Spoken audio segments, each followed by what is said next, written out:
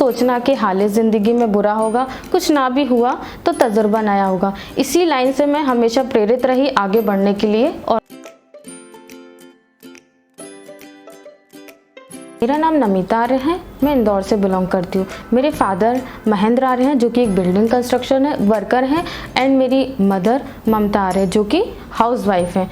And मेरे घर में मेरे सबसे बड़े दादाजी हैं जो कि मेरे रोल मॉडल रहे हैं, क्योंकि वो एक क्लास 1 ऑफिसर रह चुके हैं। एंड उन्होंने अपनी पढ़ाई, अपने फादर उनके मज़दूर हुआ करते थे, पर उन्होंने इतने हार्ड वर्क किया और वो एक ऑफिसर बने। फिर उनको देख के मैं इतना मोटिवेट होती रही, और उन्होंने हमेशा मेरे एजुकेशन में साथ रहे और मुझे मोटिवेट करते रहे थे, और उन्हीं को देख के मैं आगे बढ़ती गई। मैंने अपना graduation computer science and electronics से किया है, और ग्रेजुएशन करते चलते मुझे कंप्यूटर में इंटरेस्ट आने लगा, तो मैंने सोचा मैं इसी लाइन में आगे बढ़ूंगी। पर जैसे ही मेरा ग्रेजुएशन हुआ तो मेरे दादाजी का सपना था मैं बैंकर बनूं। फिर उन्होंने बोला कि अपॉर्चुनिटी अच्छी, गवर्नमेंट जॉब है, सेफ है। और इसका एक और रीज़न था कि मेरी फैमिली में ऑलरेडी 3-4 मेंबर थे, तो as a chief manager, as a branch manager और भैया चाचा जी ये वगैरह काम कर रहे थे। तो उनको मैंने बचपन से देखा था, आते जाते थे घर पे कि अच्छा रहन सहन है, वेल पेड जॉब है एंड सिक्योर जॉब है। क्योंकि मेरा ग्रेजुएशन में सब्जेक्ट कंप्यूटर था, तो मुझे पता था कि अपने बैंकिंग में एक सब्जेक्ट कंप्यूटर होता था, तो मुझे ज़्यादा प्रॉब्लम नहीं गई। कंप्यूटर मेरा प्लस पॉइंट था कि हाँ ये मैं मार्क्स ला सकती हूँ इसमें, तो वो मैंने रिवाइज़ किया और MCQs लगाती गई। प्लस दूसरा ऐसा था कि शुरुआत में ऐसा रहता हम GA पढ़ते ही नहीं, हमारा इंटरेस्ट भी नहीं रहता न्यूज़ वगैरह में।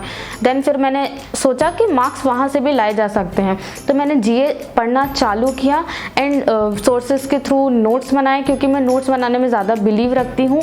और मैंने हैंड रिटन नोट्स बनाते कि जिससे एक्यूरेसी आती है, क्योंकि फाइनल एग्जाम में क्या होता है सब मिक्सअप हो जाता है, तो लिखने से क्या होता है फाइनल में आपको थोड़ा याद रहता है। प्लस मेरा रीजनिंग भी थोड़ा अच्छा था, तो ये 3 सब्जेक्ट मुझे सिलेक्शन दिलाने में बहुत हेल्प करा।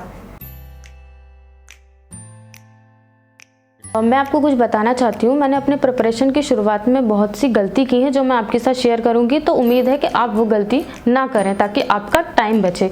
मैंने शुरुआत में बेसिक क्लियर करती रही, बहुत टाइम निकल गया कि मैं ऐसा सोचा करती थी कि जब क्वेश्चन ही नहीं बनेगा तो टेस्ट लगाने से क्या ही मतलब, तो मैं टेस्ट लगाया नहीं करती थी, सिर्फ मैथ्स रीजनिंग ये सॉल्व करती रहती थी और अदर सब्जेक्ट पर ध्यान नहीं दिया करती थी।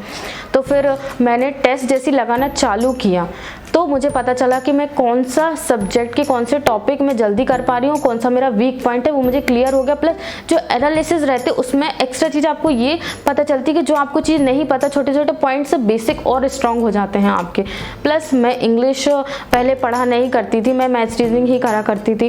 फिर मैंने इंग्लिश के लिए, चूँकि सारे बैंक के एग्ज़ाम में इंग्लिश ज़्यादा आता है, एक ही एग्ज़ाम में जिसमें नहीं आता था RRB, पर इंग्लिश मैंने फिर चालू किया।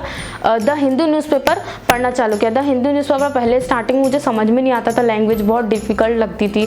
जब मैंने उसको रेगुलर रखा, पढ़ना चालू किया, तो मुझे आप रेगुलर रखते हैं उस चीज़ को तो समझ में आने लगा। स्टार्टिंग के 15 दिन ऐसा लगेगा कि क्या पढ़ रहे हैं, कुछ समझ में नहीं आ रहा, उसमें गिव अप बिल्कुल मत करना, उसको कंटिन्यूटी बना के रखना, क्योंकि फाइनल तभी हर चीज़ का सक्सेस मिलती है जब आप उसमें रेगुलर रहते, कंटिन्यू रखते उस चीज़ को। तो आप उस हिंदू न्यूज़पेपर को रेगुलर पढ़ना, स्टार्टिंग में समझ में आएगा, कोई दिक्कत की बात नहीं, मुझे भी नहीं आता था, तो कंटिन्यू पढ़ते जाना। फिर धीरे धीरे क्या होगा कि आपको धीरे धीरे चीज़ें समझ में आने लगेगी, लैंग्वेज समझ में आने लगेगी। हिंदू न्यूज़पेपर की थोड़ी डिफरेंट रहती है इंग्लिश उसकी। फिर उसके बाद वोकैबुलरी देखना रिपीट होने लगेगी, तो आपको ना मीनिंग समझ में आने लगेंगे, याद होने लगेंगे।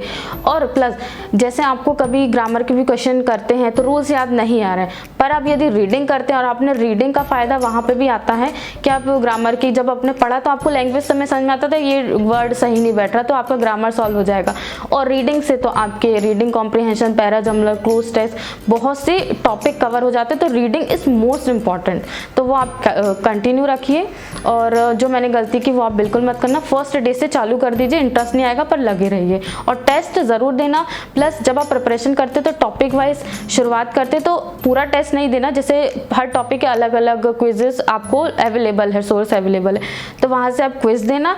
देन जो प्रीवियस आपके टॉपिक रहते उसके साथ 4-5 क्वेश्चन भी साथ में करते जाना, क्योंकि कभी कभी प्रिपरेशन जब कर लेते हैं बाद में भूल जाते, तो साथ में टॉपिक रहेंगे तो रिवीजन भी होता जाएगा, एक एक क्वेश्चन करते जाइए, प्रीवियस टॉपिक से क्वेश्चन प्लस करके आप प्रैक्टिस ज़रूर करिए और डेली प्रैक्टिस करिए, बिल्कुल छोड़ना नहीं। और प्री के लिए प्रिपेयर करिए। देन फिर मेंस आने के टाइम पे आप मेंस की पजल लगाइए एक, और डीआई ज़रूर सॉल्व कीजिए। डीआई सबसे इम्पॉर्टेंट पार्ट मेंस का है और रीजनिंग में पजल आपका बहुत इंपॉर्टेंट रोल प्ले करता है मेंस एग्जाम में, तो वो ज़रूर एक मेंस लगाए। जब आपको लगे, प्री आप तैयार करते, जब आपको लगने लगे कि हाँ प्री में मेरे टेस्ट में अच्छे मार्क्स आने लगे कि हाँ मैं कर सकती हूँ, देन फिर मेंस उसी वक्त चालू कर दीजिए, डीआई सॉल्व करना चालू कर दीजिए। एक एक अच्छी हाई लेवल की मेंस की पजल लगाने लगी, एक एक दो दो। आपको ऐसा लगेगा कि ज़्यादा लगेगा, मतलब प्री में मैं एक दिन के 4 से 5 टेस्ट भी लगाया करती थी, आपको शायद ज़्यादा लगेगा, पर मैं लगाती थी, उससे मेरे को बहुत फ़ायदा मिला, स्पीड बढ़ी बस, और मेरे बेसिक भी क्लियर होते गए। तो आप जितना हो सके टेस्ट लगाइए और मेंस की भी प्रॉपर टेस्ट लगाइए, ताकि टाइम आपको पहले से पता चल जाए कि मेरा कहाँ पे ज़्यादा टाइम जा रहा है, तो आप सेट कर पाएंगे शुरुआत में, तो मेंस में अच्छा परफॉर्म करेंगे। एक छोटी सी लाइन है, नेवर से नो, जो सबसे बड़ा एग्जाम्पल मेरी पूरी प्रिपरेशन की जर्नी में मैं आपको बताना चाहूँगी।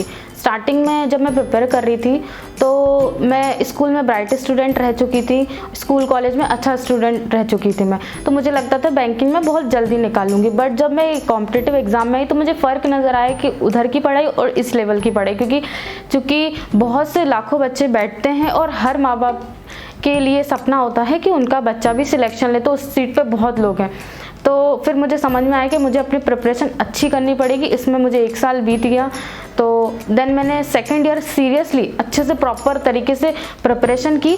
देन सेकेंड ईयर मैंने सारे प्री निकाले एंड मैं मेंस तक पहुंची। बस कुछ रीज़न की वजह से प्रिपरेशन में थोड़ी कमी है, मेरे अंदर ही कुछ कमी थी, मैं मेंस नहीं निकाल पाई।